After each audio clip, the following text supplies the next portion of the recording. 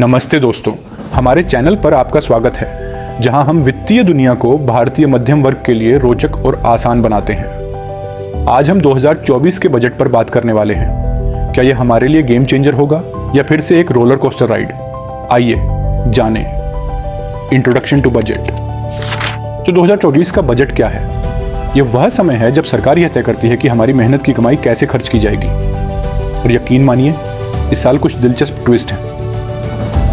आइए इसे section by section तोड़ते हैं। Employment and skill development. सबसे पहले रोजगार। सरकार ने 3 नए रोजगार लिंक्ड स्कीम्स शुरू की हैं जो नए कर्मचारियों के लिए हैं। वे अगले 5 वर्षों में 20 लाख युवाओं के लिए रोजगार सृजित करने का वादा करते हैं, जिसमें Rs 2 ट्रिलियन का निवेश है। सुनने में शानदार लगता है ना? लेकिन याद रखें, असली चुनौती इसमें है कि इसे कैसे लागू किया जाएगा।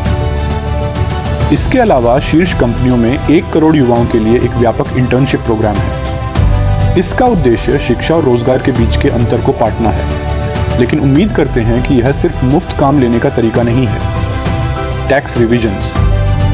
अब चलिए टैक्स की बात करते हैं। नई कर व्यवस्था में कुछ बदलाव हैं जो आपको खुश कर सकते हैं। स्टैंडर्ड डिडक्शन Rs 10,000 से बढ़कर Rs 45,000 हो गया है। वाह, और बचत। लेकिन हमेशा की तरह एक पेंच है। Short term capital gains tax 15% से बढ़कर 20% हो गया है, और सभी एसेट्स पर लॉन्ग टर्म गेन्स टैक्स 12.5% हो गया है। तो जहां आप यहां थोड़ा बचा सकते हैं, वहां आप अधिक खर्च कर सकते हैं। यह एक हाथ से देना और दूसरे हाथ से लेना का क्लासिक मामला है। Fiscal management. अब वित्तीय प्रबंधन पर चलते हैं। वित्तीय वर्ष 2024-25 के लिए अनुमानित वित्तीय घाटा जीडीपी का 4.9% है। इसे आने वाले वर्षों में 4.5% से कम करने की योजना है। वित्तीय वर्ष 2024-25 के लिए कुल व्यय Rs 21 ट्रिलियन है। यह बहुत बड़ी रकम है। लेकिन जब तक घाटा हमारी समस्या नहीं है, हमें क्या फर्क पड़ता है? Agriculture initiatives. अगला कृषि। सरकार ने कृषि और संबंधित क्षेत्रों के लिए Rs 2 ट्रिलियन आवंटित किया है, जिसमें प्राकृतिक खेती और 109 नई उच्च उत्पादकता वाली जलवायु प्रतिरोधी फसल किस्मों की शुरुआत पर ध्यान केंद्रित है। ये हमारे किसानों के लिए अच्छी खबर है, लेकिन असली परीक्षा इसे लागू करने में होगी। Infrastructure development. बड़ी रकम इंफ्रास्ट्रक्चर के लिए। बिहार में एक्सप्रेसवे के लिए Rs 26,000 करोड़ और आंध्र प्रदेश के लिए सामाजिक बुनियादी ढांचा निधि। उम्मीद है कि ये परियोजनाएं हमेशा निर्माणाधीन लैंडमार्क न बने। Women and social welfare. महिला केंद्रित योजनाओं के लिए Rs 3 ट्रिलियन से अधिक का आवंटन किया गया है। वित्तीय सहायता से लेकर कौशल विकास तक सरकार महिला नेतृत्व विकास पर ध्यान केंद्रित कर रही है। ये समय है ना? इन योजनाओं में महिलाओं और लड़कियों के लिए समर्थन शामिल है, जिससे उन्हें शिक्षा, स्वास्थ्य और कौशल विकास कार्यक्रमों तक पहुंच सुनिश्चित हो सके। MSME support. छोटे व्यवसायों को एक नया क्रेडिट असेसमेंट मॉडल मिलता है, जो पारंपरिक संपत्ति आधारित मानदंडों के बजाय डिजिटल फुटप्रिंट्स पर आधारित है। इससे छोटे व्यवसायों को क्रेडिट प्राप्त करने का तरीका बदल सकता है। Customs and duty adjustments.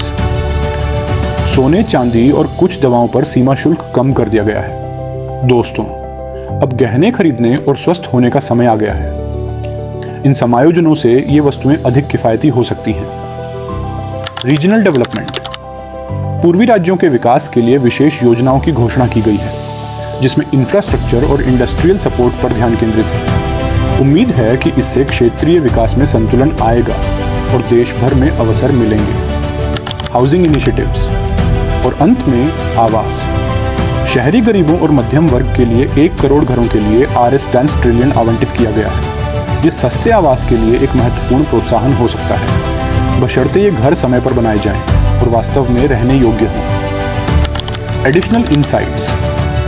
याद रखें, ये सिर्फ आंकड़ों की बात नहीं है। ये इस बारे में है कि इन फंड्स का उपयोग कितनी प्रभावी तरीके से किया जाता है। इन योजनाओं के कार्यान्वयन पर नजर रखें, क्योंकि हर रुपया मायने रखता है। कंक्लूजन। तो यह रहा 2024 का बजट संक्षेप में। यह वादों और करों, बचत और खर्च का मिश्रण है। आप इस बारे में क्या सोचते हैं?